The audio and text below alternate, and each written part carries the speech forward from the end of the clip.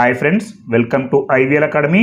ఈరోజు హిందూ న్యూస్ పేపర్లో వచ్చినటువంటి ఒక ఇంటర్నేషనల్ ఆర్టికల్ తీసుకొని ఇంగ్లీష్ నుంచి తెలుగులోకి ఎలా ట్రాన్స్లేట్ చేయాలో తెలుసుకుంటూ, అలాగే ప్రతి గ్రామర్ పాయింట్ తెలుసుకుంటూ మంచి ఇంగ్లీష్ నేర్చుకొని మంచి ఇంగ్లీష్ మాట్లాడడానికి ప్రయత్నిద్దాం. నేను ప్రతిరోజు ఒక వీడియో చేస్తూ ఉంటాను, ఇంగ్లీష్ నుంచి తెలుగులోకి లేదా తెలుగు నుంచి ఇంగ్లీష్లోకి. అలాగే basic English grammar in Telugu వీడియోలను కూడా చేస్తూ ఉన్నాను. మీరు క్రమం తప్పకుండా చూస్తూ ఉండండి.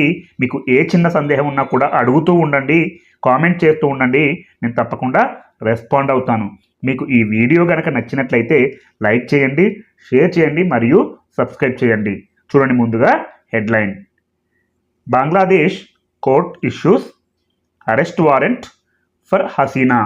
చూడండి, బంగ్లాదేశ్ కోర్ట్ అంటే బంగ్లాదేశ్ న్యాయస్థానం, ఇష్యూస్ అంటే జారీ చేసింది. ఇక్కడ బంగ్లాదేశ్ కోర్ట్ అనేది సింగులర్ అంటే ఏకవచనం కాబట్టి ఇక్కడ ఇష్యూస్ అనే V5 రావడం జరిగింది. అదే బంగ్లాదేశ్ కోర్ట్స్ అంటే కోర్టులు అంటే బహువచనం ఉంటే ఇష్యూ అనే V1 వస్తుంది. ఇలాంటివి నేను ప్రతిరోజు చెప్తున్నాను, మళ్ళీ కూడా చెప్తున్నాను, ఇవి గమనించండి. Bangladesh court issues, Bangladesh court జారీ చేసింది. ఏంటి? అరెస్ట్ వారెంట్ జారీ చేసింది ఫర్ హసీనా అంటే హసీనాకు బంగ్లాదేశ్ న్యాయస్థానం అరెస్ట్ వారెంట్ జారీ చేసింది. చూడండి, వివరాల్లోకి వెళ్తే, the international crimes tribunal ICT established by ousted Bangladesh Prime Minister Sheikh Hasina's government in 2010 have issued arrest warrants against her, Awami League general secretary Obaidul Quader and 44 others. చూడండి, చాలా జాగ్రత్తగా గమనించండి. చాలామంది ఇంగ్లీష్ పేపర్ చదివేటప్పుడు ఇక్కడ తప్పులు చేస్తుంటారు. ఎక్కడ తప్పులు చేస్తుంటారంటే నేను చెప్తాను, చూడండి. ది ఇంటర్నేషనల్ క్రైమ్స్ ట్రిబ్యునల్ అంటే అంతర్జాతీయ క్రైమ్స్ ట్రిబ్యునల్. ఇక్కడ ICT పక్కన ఉన్న కామా నుంచి మొదలుపెట్టి 2010 దగ్గర ఉన్న కామా వరకు ఇందులో ఉన్నటువంటి సమాచారం అంతా కేవలం సబ్జెక్టుకు సంబంధించింది, అంటే ఇంటర్నేషనల్ క్రైమ్స్ ట్రిబ్యునల్కు సంబంధించింది. దీనితో పాటు అన్నీ కలిపి చదవకూడదు. మనం ఏంటంటే అంతా కలిపి చదువుతూ ఉంటాం, కానీ ఏం అర్థం కాదు. అదేంటంటే ది ఇంటర్నేషనల్ క్రైమ్స్ ట్రిబ్యునల్, ఇక్కడ మనం రిలేటివ్ ప్రొనౌన్ ఉండాలి, కానీ లేకపోయినా పర్లేదు, కానీ మనం నేర్చుకుంటున్నాం కాబట్టి ఇక్కడ ఉంటే better. The international criminal which were established అని ఉండాలి, లేకపోయినా మీనింగ్ఫుల్లే, కానీ మనం నేర్చుకుంటున్నాం కాబట్టి ప్రతి ఒక్కటి డీటెయిల్గా అర్థం చేసుకోవాలి. The international crimes tribunal which was established by ousted Bangladesh prime minister. చూడండి, ఏదైతే బహిష్కృత ప్రధాని షేక్ హసీనా ప్రభుత్వం ఏర్పాటు చేసిందో అదే ఈ ఇంటర్నేషనల్ క్రైమ్స్ ట్రిబ్యునల్ అని చెప్పాల్సి వచ్చినప్పుడు ఇక్కడ విచ్ అనే రిలేటివ్ ప్రొనౌన్ రాయాల్సి ఉంది. విచ్ వాజ్ ఎస్టాబ్లిష్డ్ బై అంటే అది ఏర్పాటు చేయబడింది, బై చేత, ousted అంటే బహిష్కరించబడిన లేదా బహిష్కృత అని కూడా అనొచ్చు. Bangladesh prime minister Sheikh Hasina's government, బహిష్కృత బంగ్లాదేశ్ ప్రధానమంత్రి షేక్ హసీనా యొక్క, ఇక్కడ ఏ పక్కన అపాస్ట్రఫీ ఉంది, షేక్ హసీనాస్ అంటే షేక్ హసీనా యొక్క ప్రభుత్వం. ఇన్ 2010 2010లో బహిష్కృత బంగ్లాదేశ్ ప్రధానమంత్రి ప్రభుత్వం చేత ఏర్పాటు చేయబడిందే ఇంటర్నేషనల్ క్రైమ్స్ ట్రిబ్యునల్. చూడండి, జాగ్రత్తగా గమనించండి.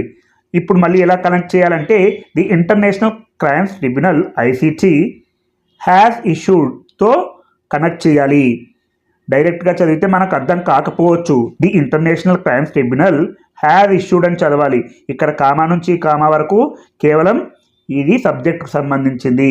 The international crimes tribunal have issued జారీ చేసింది. ఇది ప్రెజెంట్ పర్ఫెక్ట్ టెన్స్లో ఉంది. ది ఇంటర్నేషనల్ క్రైమ్స్ ట్రిబ్యునల్ అనేది ఇక్కడ సబ్జెక్ట్గా యాక్ట్ చేస్తుంది. ఇక్కడ హ్యావ్ అనేది హెల్పింగ్ వర్బ్, ఎందుకంటే సబ్జెక్ట్ అనేది సింగులర్ ఏకవచనం కాబట్టి ఇక్కడ హ్యావ్ అనే హెల్పింగ్ వర్బ్ రావడం జరిగింది. అదే ప్లూరల్ ఉంటే సబ్జెక్ట్ ఇంటర్నేషనల్ క్రైమ్స్ ట్రిబ్యునల్స్ అంటే ఒకటి కంటే ఎక్కువ ఉంటే ఇక్కడ హ్యావ్ అనే హెల్పింగ్ వర్బ్ వస్తుంది. మీకు ఇవన్నీ కూడా స్ట్రక్చర్స్ తెలిసి ఉండాలి. టెన్సెస్, ప్రెజెంట్ పర్ఫెక్ట్ టెన్స్ యొక్క స్ట్రక్చర్ ఏంటంటే subject plus has or have plus V3 plus object. The international crimes Tribunal ICT has issued జారీ చేసింది. ఇష్యూడ్ అనేది V3, issue V1, issued V2, issued V3, issuing V4, issues V5 to issue V6. ఏం జారీ చేసింది? Arrest వారెంట్లను జారీ చేసింది. Against her, ఆమెకు వ్యతిరేకంగా. ఆమె అంటే ఎవరిక్కడ? షేక్ హసీనా. అవామీ లీగ్ జనరల్ సెక్రటరీ అంటే ప్రధాన కార్యదర్శి ఒబైదుల్ క్వాడర్ అండ్ మరియు 44 అదర్స్ అంటే 44 మందికి, మరియు అవామీ లీగ్ జనరల్ సెక్రటరీ అలాగే ఈ షేక్ హసీనాకు వ్యతిరేకంగా అరెస్ట్ వారెంట్లను జారీ చేసింది. ఏం జారీ చేసింది? ది ఇంటర్నేషనల్ క్రైమ్స్ ట్రిబ్యునల్ జారీ చేసింది. ఏదైతే ఆమె ప్రభుత్వం చేత స్థాపించబడిందో అదే ఆమెకు అరెస్ట్ వారెంట్లను జారీ చేసింది. ఇలా అర్థం చేసుకుంటూ ఉండాలి. మీకు ఏ చిన్న సందేహం ఉన్నా కామెంట్ చేస్తూ ఉండండి, నేను తప్పకుండా రెస్పాండ్ అవుతాను. మీరు చాలా డీటెయిల్గా చదువుతూ ఉండండి, మీకు తప్పకుండా అర్థమవుతుంది.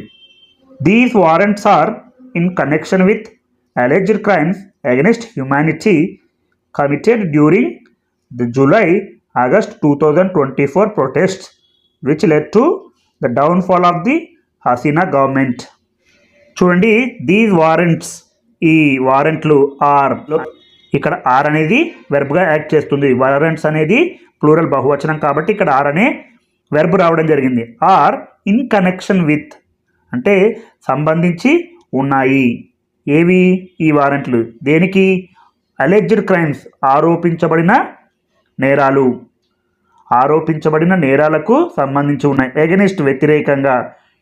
Humanity committed during the July-August 2024 protests. చూడండి, ఈ వారెంట్లు అనేవి జూలై 2024 నిరసనల సందర్భంగా మానవత్వానికి వ్యతిరేకంగా జరిగిన నేరాలకు సంబంధించి ఉన్నాయి. హ్యుమానిటీ అంటే మానవత్వం, కమిటెడ్ అంటే జరగడం, డ్యూరింగ్ ద జూలై-ఆగస్ట్ 2024 ప్రొటెస్ట్ అంటే నిరసనలు. చూడండి, ఇక్కడ కామా ఉంది, అలాగే ఇక్కడ రిలేటివ్ ప్రొనౌన్ ఉంది.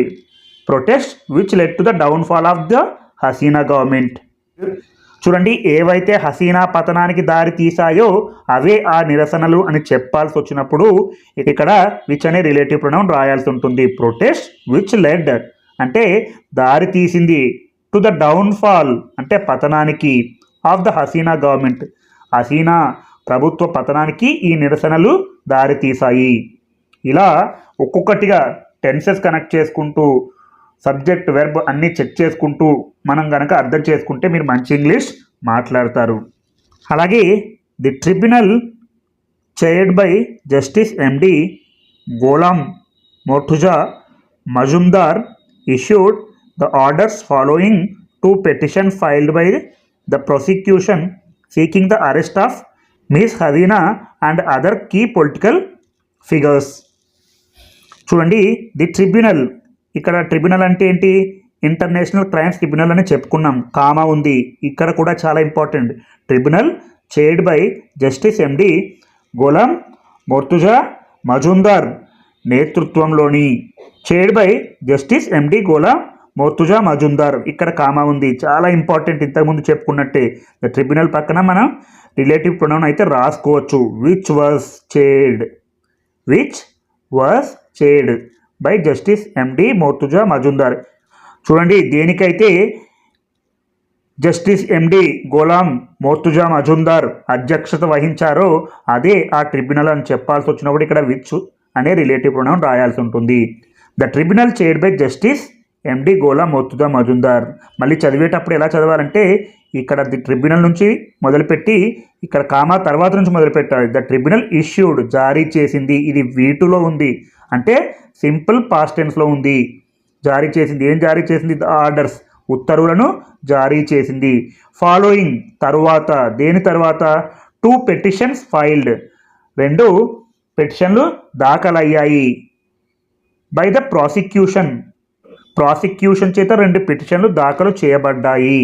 సీకింగ్ అంటే కోరుతూ, the arrest of Miss Hasina and other key political figures. శ్రీమతి హసీనాతో పాటు ఇతర కీలక రాజకీయ ప్రముఖులను అరెస్ట్ చేయాలని కోరుతూ ప్రాసిక్యూషన్ దాఖలు చేయబడిన 2 పిటిషన్లపై జస్టిస్ ఎండి గోలా మోర్తుజా మజుందార్ నేతృత్వంలోని ధర్మాసనం ఉత్తర్వులు జారీ చేసింది. ఇలా అర్థం చేసుకుంటూ ఉండాలి. The arrest of Miss Hasina and other key political figures. Key political figures అంటే రాజకీయ ప్రముఖులు. The tribunal also directed the authorities to arrest the 46 individuals and present them before the court by November 18.